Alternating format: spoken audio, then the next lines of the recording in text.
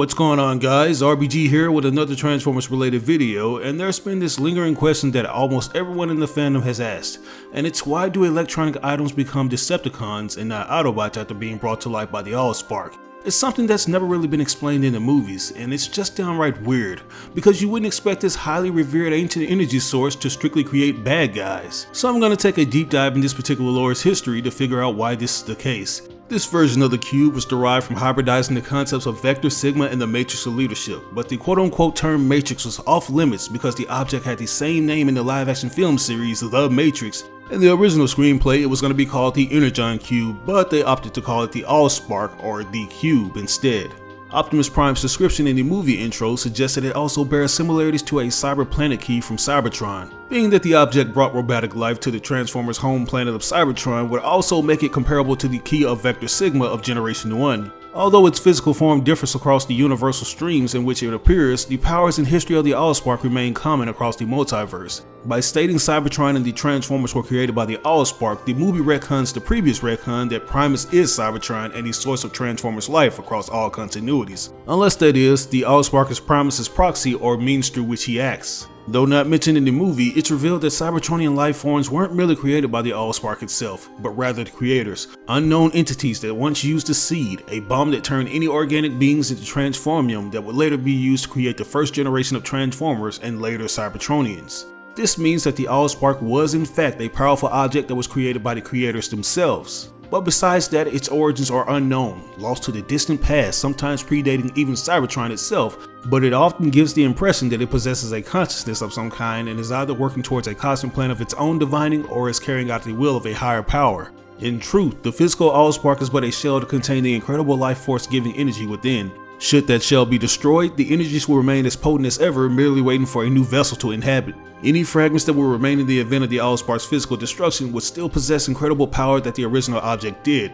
The Allspark was found in 1913, 16 years after MBE-1 aka Megatron was found. The glyphs on the cube were similar to the quote-unquote Iceman, indicating a link between the two. In order to hide the cube's energy signature from other humans and potentially from MBEs, the president had the Hoover Dam built around it. The Iceman was also moved to the dam for further study. And this is where we enter the subject of Allspark mutation, a deliberate or unintentional way to reanimate Earth's machinery as Transformers by the Allspark. This particular group or race of Transformers are known as Gearbots. The term Gearbots originates with the quote-unquote real Gearbots toy line, which features Transformers created from real Terran consumer electronics brought to life. One of the first Gearbots to appear on screen is the Nokia bot. During a demonstration, Agent Simmons showcased the power of the Allspark by giving life to the Nokia N93i. Transforming into a spidery robot mode, the Nokia robot went crazy and started attempting to escape its glass prison by firing tiny missiles and shooting bullets, as well as slamming itself into the glass repeatedly. When it looked like the creature might break out of its case, Simmons had it blasted with an energy pulse, killing it.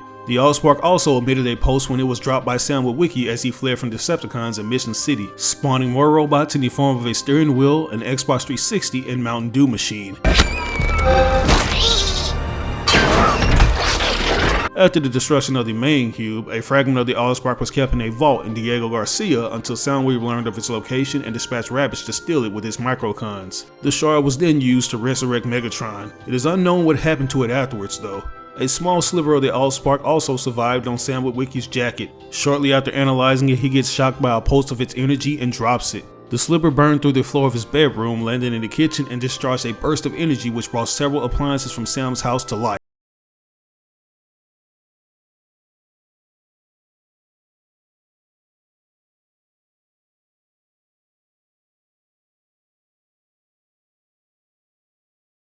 The little mechanical monsters wreaked havoc on the Witwicky kitchen and drove the family out of their house until Bumblebee was called to shoot them. As you may have noticed, the cube seems to love creating homicidal killing machines. Some of the kitchen appliance blocks even had the Decepticon insignia on them, so they were definitely aligning themselves with the bad guys.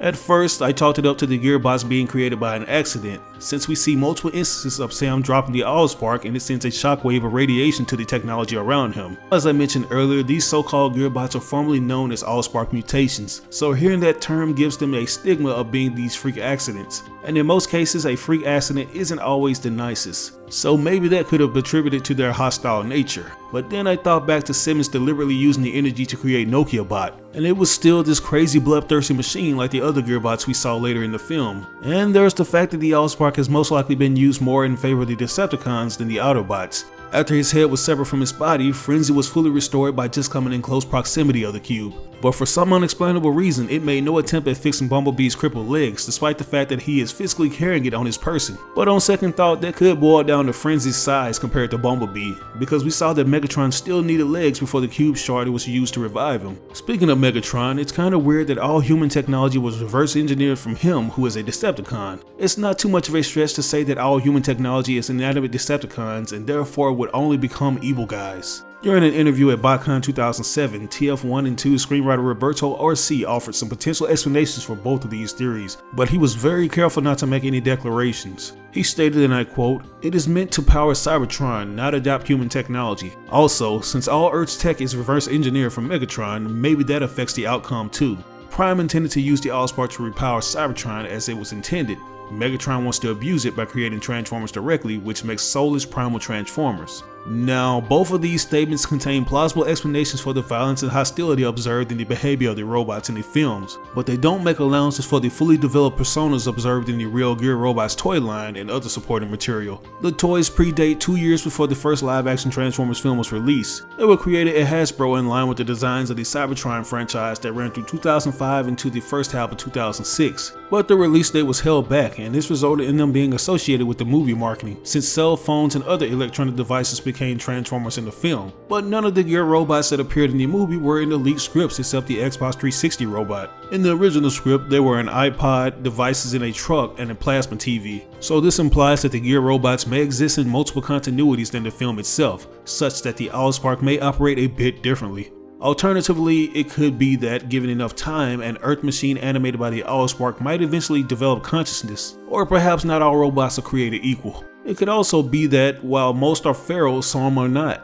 A final explanation can be taken from a mission in Transformers the game. When the Autobots attempt to retrieve the Allspark, it produces drones from the local machinery to defend itself. As such, those particular Transformers may have been feral as a survival mechanism. The exact circumstances by which the Allspark created other Transformers with more ordinary personalities from Earth's machinery is currently unknown. But anyways guys, I'm gonna go with Roberto Orci's claim. Given the fact that he wrote for the best TF film and went on to work on TF Prime shortly after finishing TF2, I'd say his explanation holds the most weight. Since most of Earth's technological advancements were centered around and reverse engineered from Megatron, it makes the most sense that they be Decepticons. We saw something similar when Galvatron's energy was enough to bring the KSI bots to his will. It's also important to remember that by the time Roberto Orci was replaced by another writer, the Cube and all of the Gear robots weren't even a thing anymore. Hell, continuity wasn't even a thing anymore. Just look at all the constant contradictions Michael Bay and Aaron Kruger shit out in TF3, 4, and 5. I'm just saying. But I think I'm going to bring this video to a close and leave it to you guys. Do you think the Cube reanimating Earth's technology in the Decepticons should have been further explained in the films?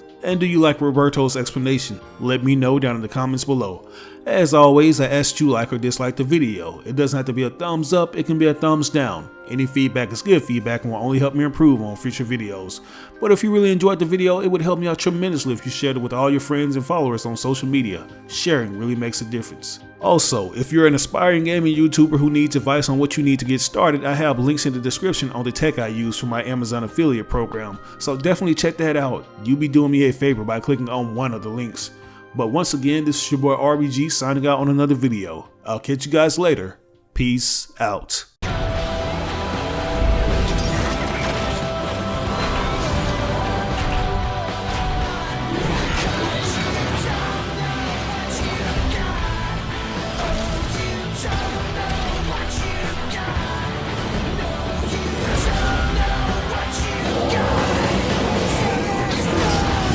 Go back to the heart of the war.